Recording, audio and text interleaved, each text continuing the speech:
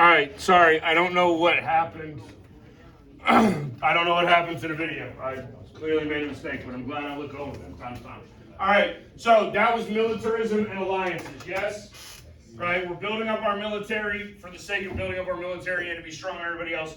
And then permanent alliances, you have all these treaties in Europe as one group enters, right? Like if Georgie and I have an alliance, right, and Caleb and I get into a fight, right, now Georgie's got to jump in on my side.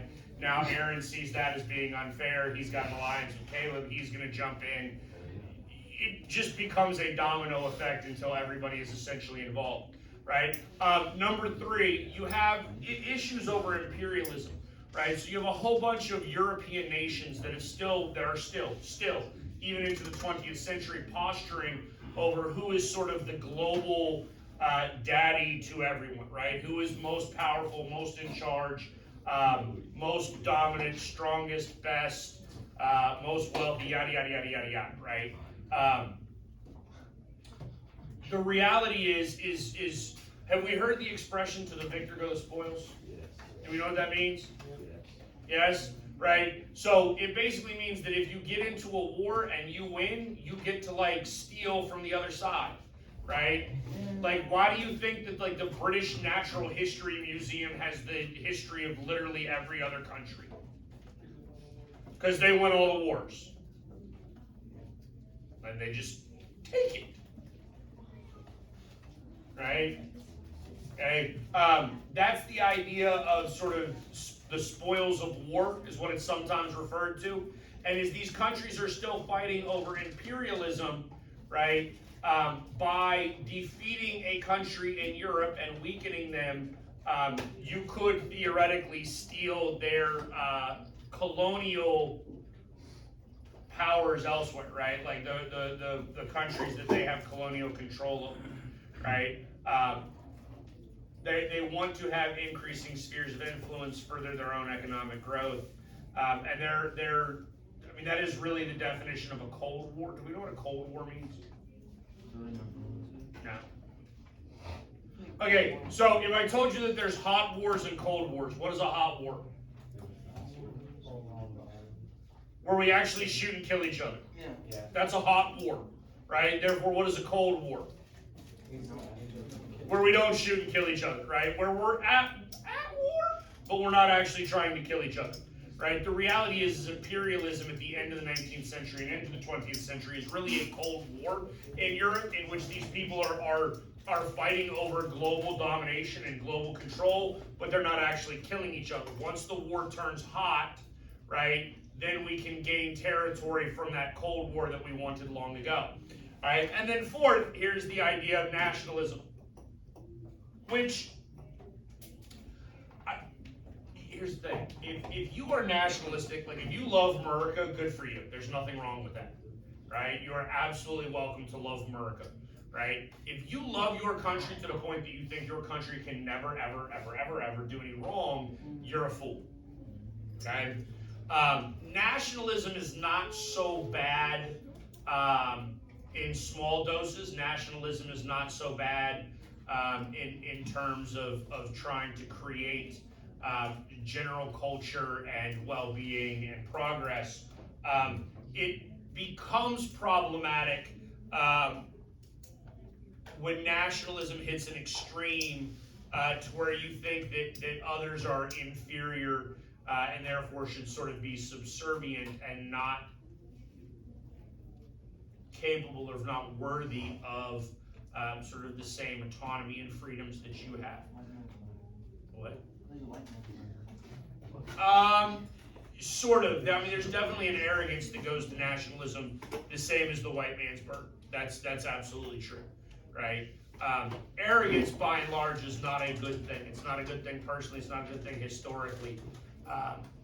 And so nationalism also begins to create this this romantic ideal that we'll actually see play out throughout the 20th century of sort of how wonderful and honorable it is to like die gloriously on the field of battle for your country, right? That you're a hero. And just so you understand, I mean, that's rhetoric that still gets thrown around today, right? In fact, Joe Biden was just on the campaign trail talking about that very concept, about whether the people that serve in the United States military are actually heroes and whether they die heroes. All right? So we have all of that, okay? But here's the thing, okay? All of that is simply ammunition that creates a world war. Something has to start it, okay? And so something has to be the first point to all of this. And that is the assassination of Archduke Franz Ferdinand, right? So Franz Ferdinand is the heir to the Austria-Hungarian Empire, okay? If we actually go back, we're gonna go back to our little map here at the beginning, right?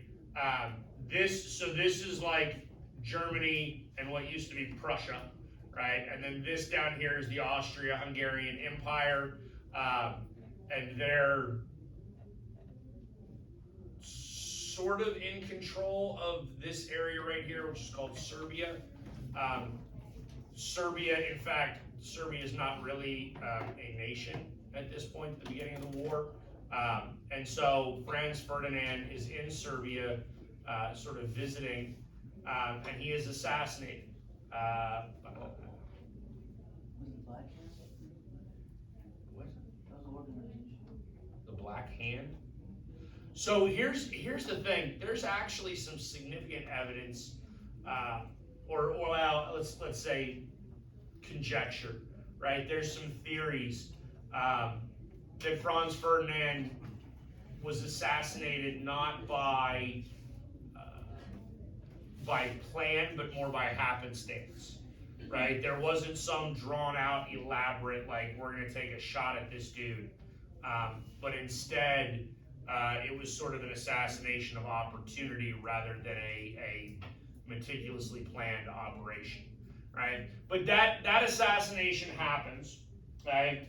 And obviously the king of Austria-Hungary is very unhappy with this.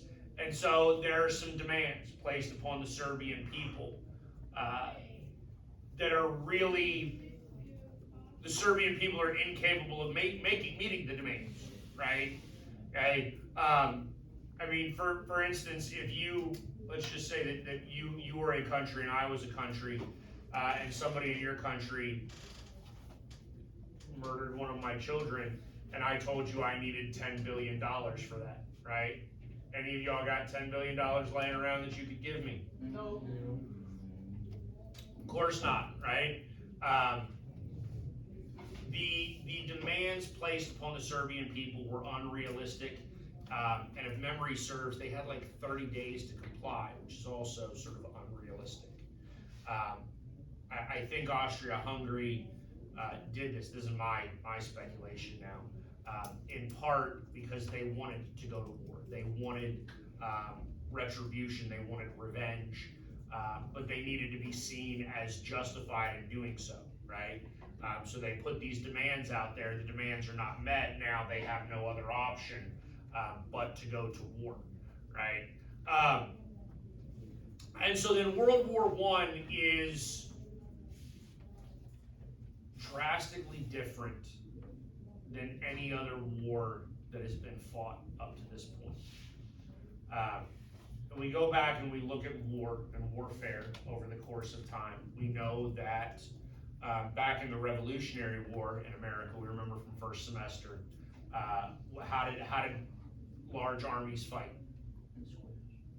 Like they met on an open field, right, lined up against each other and just shot volley after volley until somebody retired, until somebody retreated or waved a white flag, right?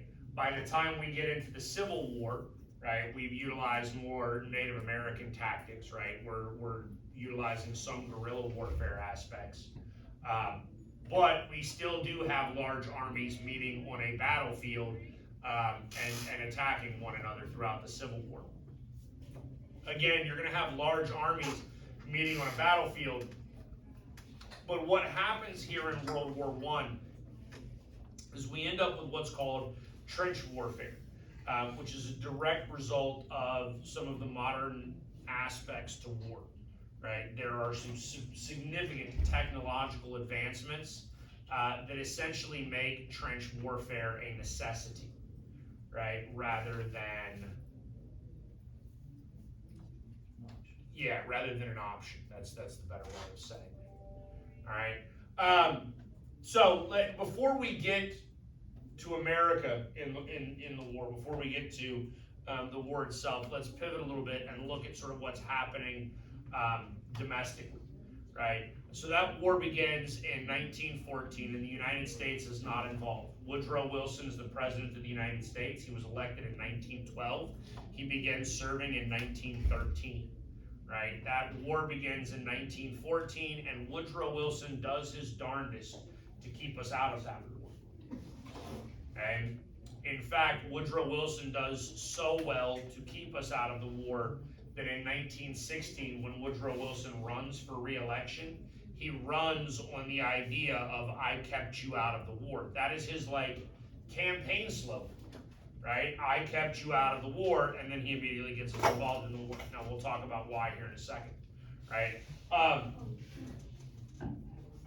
But we are also entering into a point or a period in history where war is now a concept sort of called total war.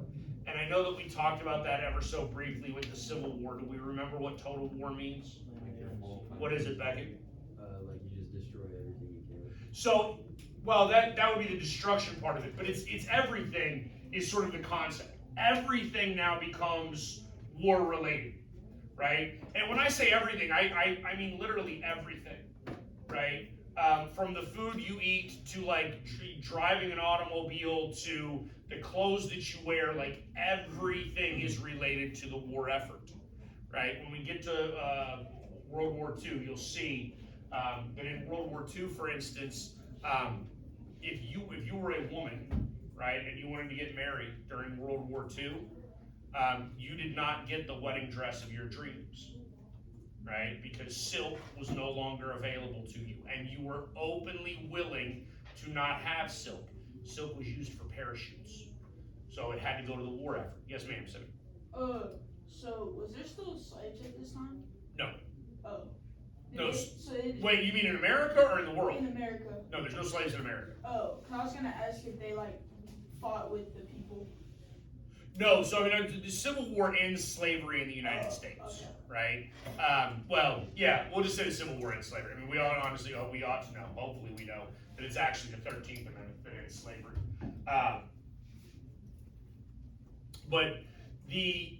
But slavery does still exist globally at this point, right?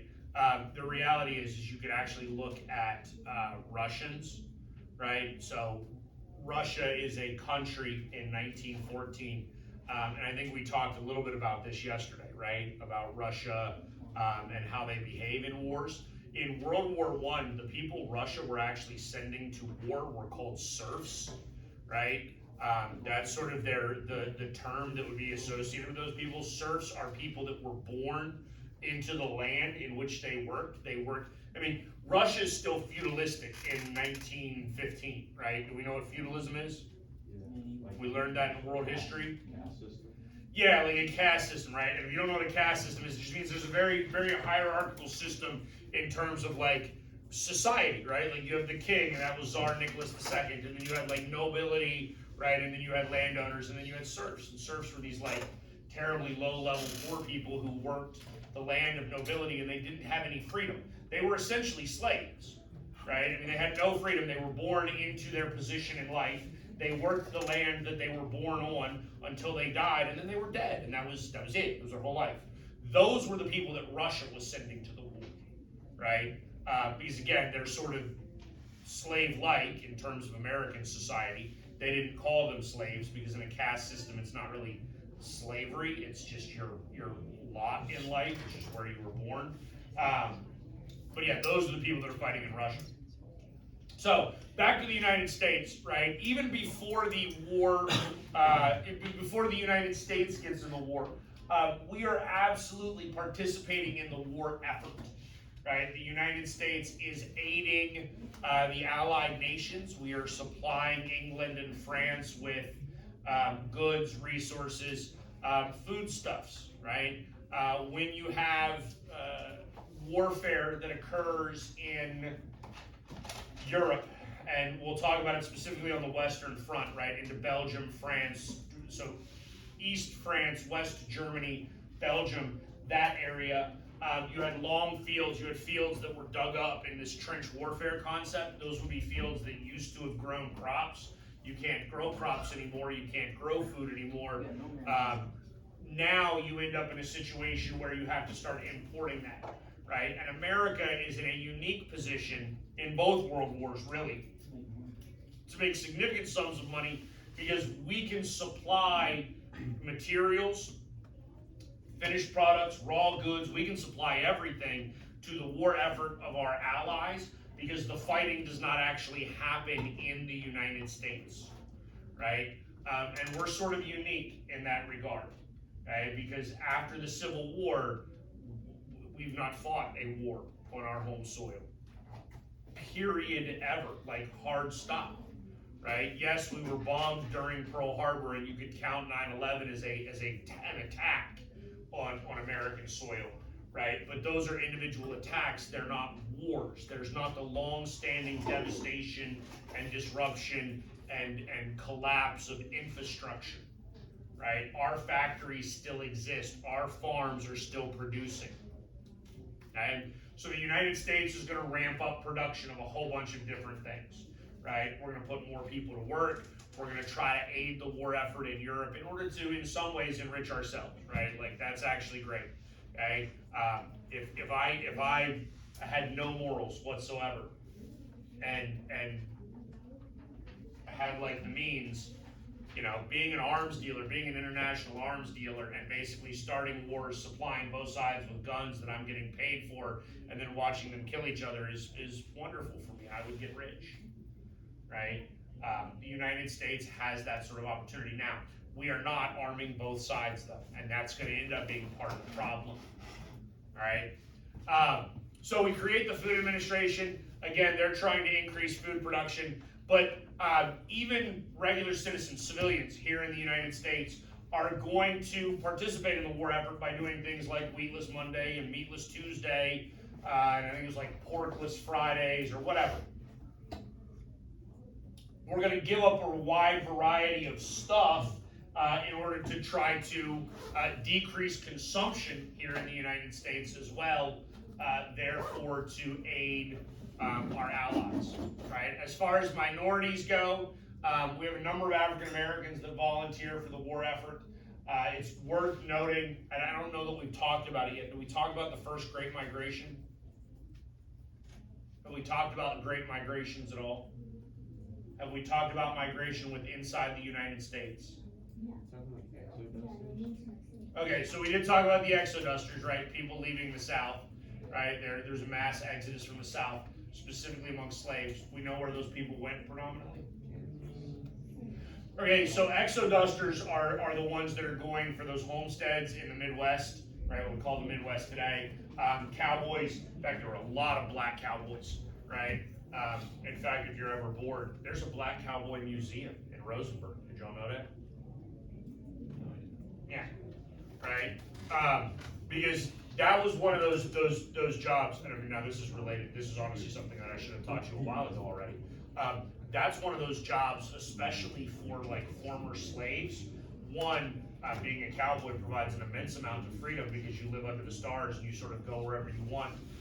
But two, being a cowboy is very difficult work, and it was a very small group of people that did it, and the reality was most of them didn't really care about the color of your skin, provided you carried your weight, right? So it was actually an opportunity for African Americans in the Midwest and then here into Texas to obtain some level of equality before equality was really achievable for them. But the Great Migration that occurs is really sort of starting now in the 19-teens, right? So we probably need to back up and talk about a couple of other things that happen in the South first, right? We understand, sometimes I forget what I teach. Did we go over Jim Crow laws and black codes at all? A little bit. A little bit, probably not enough. right? Because I'm 99% certain I did not mention a Supreme Court case called Plessy versus Ferguson to you, right? Yes, you did. I did? I think No, so. you did not. I don't think I did. I really don't think I did. So here's the deal. The after the Civil War, we get the 13th, 14th, and 15th Amendments. Okay. Initially, the Supreme Court is actually going to issue a number of rulings that detract from some of the progress we made during the Civil War, and actually create a legal authorization for the creation of black codes, which are Jim Crow laws, right? So there are laws aimed specifically at African Americans, at freed slaves, former slaves, in order to minimize their opportunity, right? By 1896, we get a Supreme Court case called Plessy versus Ferguson that actually creates the law of separate but equal, right? And it says that segregation is completely acceptable, right? We are absolutely allowed to segregate. We can put the black people over here, and that's okay. They can be separate, provided that they're equal, right? Now, hopefully, you understand without me really having to explain this to you that the minute you sort of separate, there is no more equality, right? And even if honestly, like, if you were to go to a park in the South in 1940, right? And they would have the two drinking fountains there, right? Like the colored fountain and then the white fountain, right? Understand it's like the same water coming from the same pipes that's diverted at the very end, one to the black fountain, one to the white fountain. Yes? And theoretically, but that means that that's equal, yes? Same water. I mean, we have separate bathrooms for men and women. That's equal, isn't it? Yeah? Yeah. And but here's the thing, and this is where you need to understand that sort of separate but equal concept doesn't really apply, right? I'm a white guy in Alabama in 1940, and I go drink from the colored fountain. What happens to me? You get shot. Oh God, no! I'm white. I'm not getting Oh, shot. you said white. Oh, I thought you said you were black and you from the white one. But see, there you go. And I wouldn't be shot. I'd probably be lynched. I'd probably be hung, right? So if I'm a black guy and I go drink from the white water fountain, like at the very least, I'm probably gonna get beat. Right? I might not be lynched, I might not lose my life over it, but I'm probably gonna get beat for it. Like, badly. Right? If I'm a white guy and I drink from the color-only fountain, what happens to You're gonna me? get judged. Nothing really. People are gonna be like, dude, you're disgusting. Like, why would you do that? That's terrible. Like, I would get judged for it, but that's about it. Right? That right there should provide the evidence for you that there's not equality. Right? Because if the outcomes to the two behaviors are different, it's not equal. We understand that? All right. So that brings us now into the 20th century, right? And this is where we're getting specifically for the African American population, the African American population in the South. We get the Great Migration, right? You're going to have another sort of significant exodus from the South, now predominantly to urban areas, Chicago, New York, LA, large urban centers.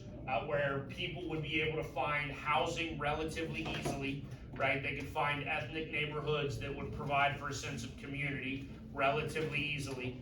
But we also have industrialization and urbanization that are occurring at the same time, right? Them going to the cities is a part of the urbanization concept, but they have job opportunities there as a result of industrialization.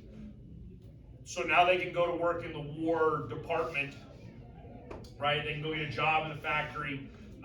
Many of them actually volunteer, even in the U.S. military, right? They served in the armed services, despite the fact that the U.S. military is still segregated at this point. Other minorities, they helped out when and where they could. I mean, they did what they could, but were not necessarily given the same opportunity, right? So Mexican Americans, for instance, volunteering, and they're denied. Like they don't get that opportunity because we also don't have like Mexican military units like we have black units, right?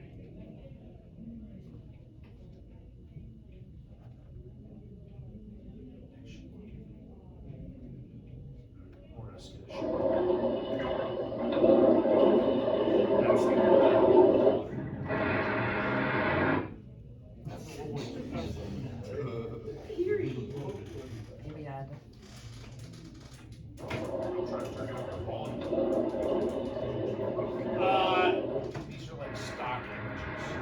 That's definitely not a World War I tank. That's probably not a World War II tank, dude. That's a Panther. Is that a Panther? Oh, your military? Do you really? Okay, so here's the deal. This is ultimately what makes World War I so drastically different from any other war that's happened up to this point, is some significant technological advancements that have occurred, right? And I need you to understand some of these sort of existed beforehand, but they're not as readily available or as easily available as they are by the time we get to World War I. Right? So first, we have submarine warfare, right? The Germans have what are called U-boats, which are obviously boats that exist underwater, right? Any idea how you detect a boat underwater? It's not called a radar, it's called sonar. Doesn't exist yet. Oh, so So you don't. You don't until they fire at you. And at that point, it's probably too late. Right? The Germans also sort of utilize what is sometimes referred to, so like this might show up on the STAR test, as unrestricted submarine warfare. Right? And this goes back to that total war concept. Right? If I am the Germans and I see a U.S. shipping vessel, right, like a commercial vessel, right, on its way, like off the coast of France here, right? Okay, so I'm patrolling in a German U-boat and they're off the coast of France and clearly going to sail to England or France or wherever, right? Would it be reasonable for me to assume that there are supplies that would aid the British and French militaries? Yes. Therefore, if I'm the German U-boat captain, should I sink that ship? yes. Yes. From a total war concept, absolutely. So I'm thinking like, so if they're undetectable, how do you like kill them? Or like you? How do you, So there's ways that you can kill them. One, I'm not a military historian. I don't know just how adept they were at staying submerged for long periods of time. I can tell you actually, even in today's U.S. Navy, submarines, there's like stipulations on how long submarines can stay underwater consecutively, because there's some psychological issues to that. Yeah, like they have to come up from time to time. When they surface, that provides you an opportunity to fire upon them, right? So obviously you have some options then. We also have, and I don't know, I'd have to go look this up, I don't know exactly when we developed this technology, right? But we know what a landmine is? Yes? Right? Like it's something that you bury in the ground and then somebody steps on it and it triggers and it blows them up, yeah? We have landmines for the sea as well, right? Are they actually called sea mines? I don't know what they're called. But they're basically, so they can basically put in a wide variety of places. And again, pre-sonar, the submarines wouldn't know that it was there, right? It's not like you have a windshield like you do in a car, right, where you're looking where you're driving. So that's one way to actually take out submarines. Right, tanks.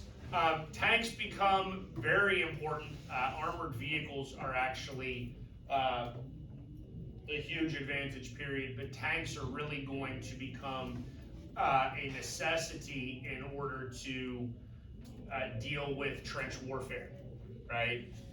And we'll get to trench warfare in a little bit more depth probably tomorrow, but there's this idea of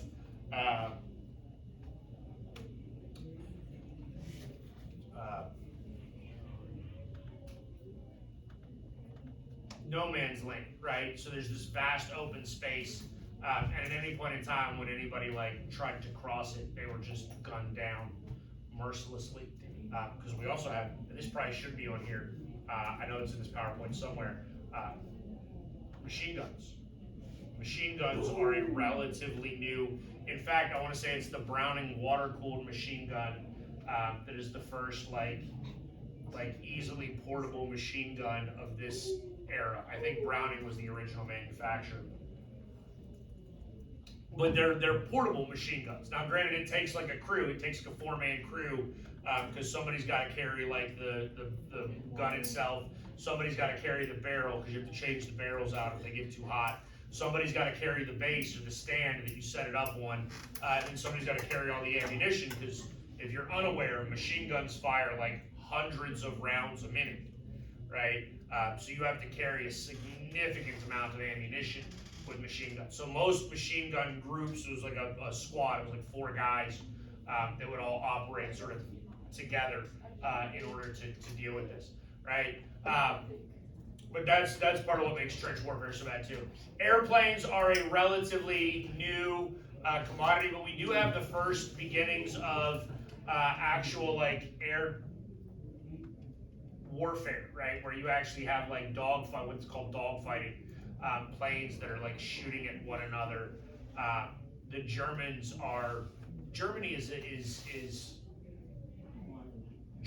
the best in developing airplanes initially, right? In fact, after World War II, some German companies, we don't let them make airplanes anymore, so they start utilizing their technology to make like automobiles, right? Which is where BMW comes from. Did Mercedes used to make airplanes as well? So it wouldn't surprise me. Anybody know what the Mercedes logo looks like? It's like the 3 propellers, right? What is the BMW logo? So it's blue and white, right? The white is supposed to be the propeller against the blue sky. Oh. Why are they stop making? They weren't allowed to by the winners of World War II. We'll get to that when we get to World War II, right? Like Germany's not allowed to have a marine or a military. They're not allowed to have their own army. With tanks, the first country. Britain starts.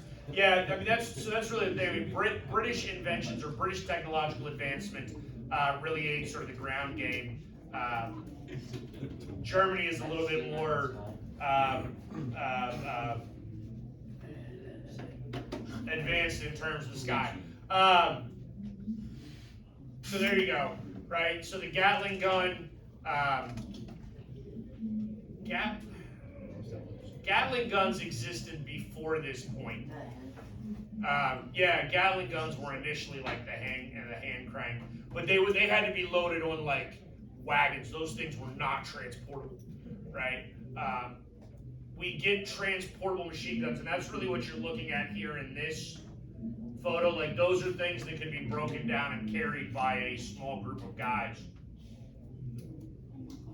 Significant advancements in artillery, right? That's basically what a howitzer is, right? Is artillery where you're shooting larger shells, significant distances. Basically, it takes the place of like the old cannons that used to be wheeled out onto battlefields like during the Civil War and whatnot.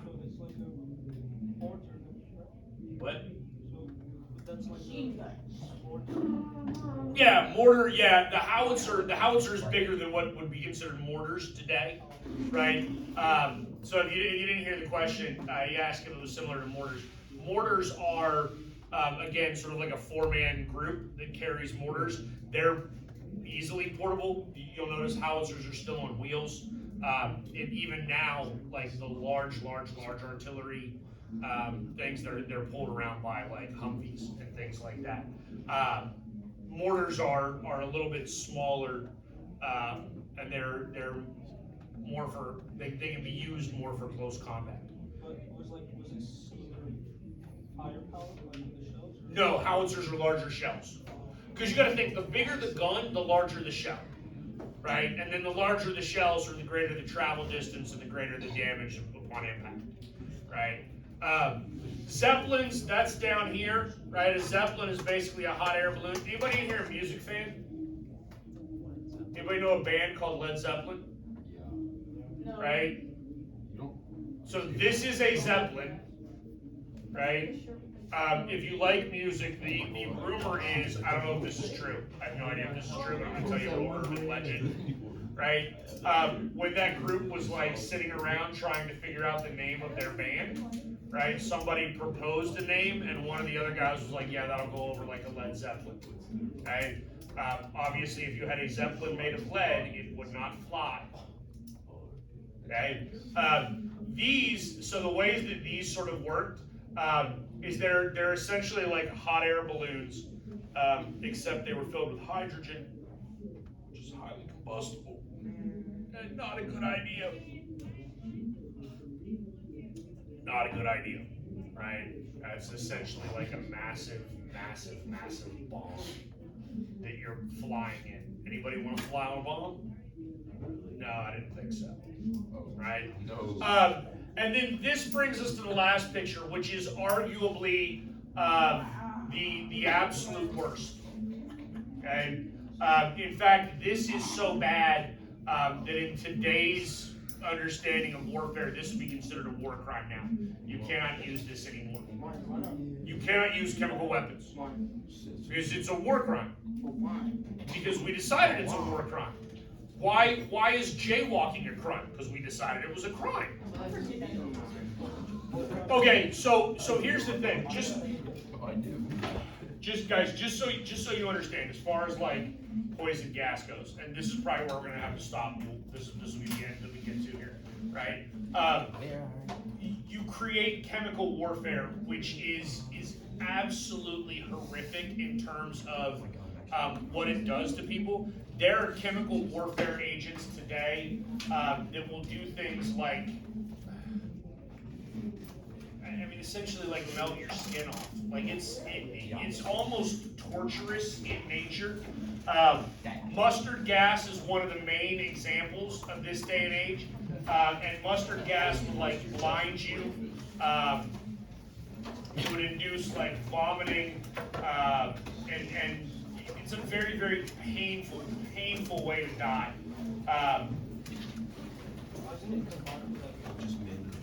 Well, so one of the things that you can do, like you fire the mustard gas, right? You essentially blind the enemy, and then you can just pick them off because they have no idea where they're going or what they're doing, right?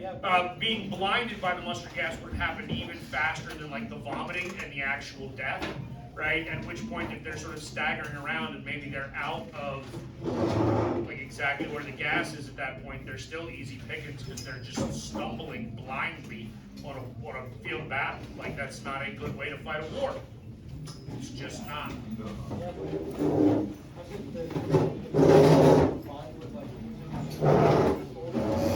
Chlorine. Oh, just. Okay, hold on. I should stop the recording before I tell you. I'm gonna say this very quiet.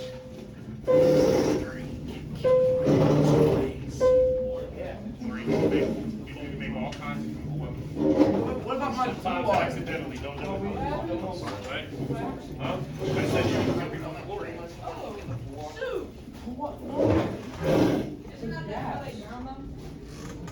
Chlorine is what kills stuff in pools.